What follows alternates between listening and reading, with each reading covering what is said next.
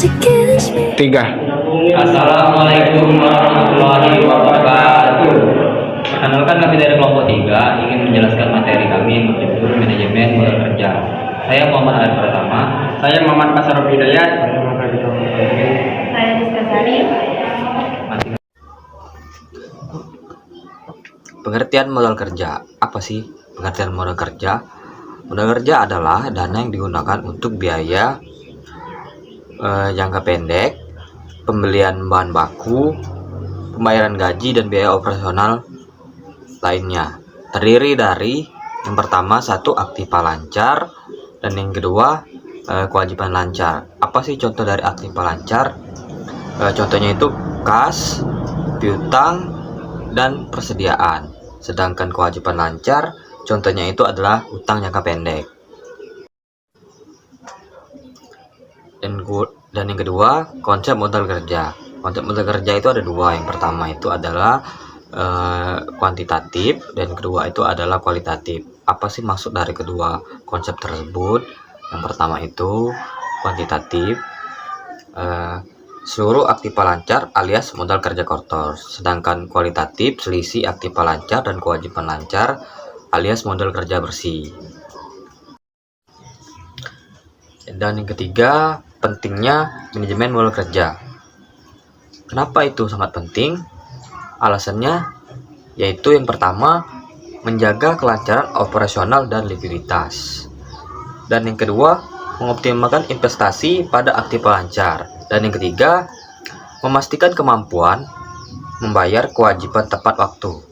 Dan yang keempat, menjamin ketersediaan kas, piutang, dan persediaan yang seimbang. Selanjutnya adalah tujuan manajemen modal kerja. Tujuan manajemen modal kerja adalah memastikan likuiditas perusahaan, memperoleh kepercayaan kreditor, meningkatkan penjualan dan laba, serta melindungi perusahaan dari krisis keuangan. Hubungan likuiditas dan modal. Likuiditas tinggi sama dengan kemampuan membayar kewajiban jangka pendek. Komposisi aktiva lancar seperti kas, piutang, dan persediaan mempengaruhi kecepatan pembayaran. Seperti contoh, pada PT Tempilang memiliki kas lebih besar, lebih liquid dibanding PT Bukit Layang. Faktor yang mempengaruhi modal kerja. 1. Jenis perusahaan. 2. Syarat kredit. 3. Waktu produksi. 4. Tingkat perputaran persediaan. 5. Kenaikan modal perjalanan aktiva tetap atau penambahan utang. 8. Sumber modal kerja. Internal, laba ditahan, penyusutan cadangan. Eksternal, pinjaman, penjualan saham, obligasi, atau aktiva tetap. Jenis pembayaran, pertahanan, modal sendiri, pinjaman jangka panjang, lancar, pinjaman jangka pendek. 9. Penggunaan dan perputaran modal kerja. Penggunaan: membayar gaji, membeli bahan baku, membayar utang, membeli aktiva tetap. Perputaran: working capital turnover.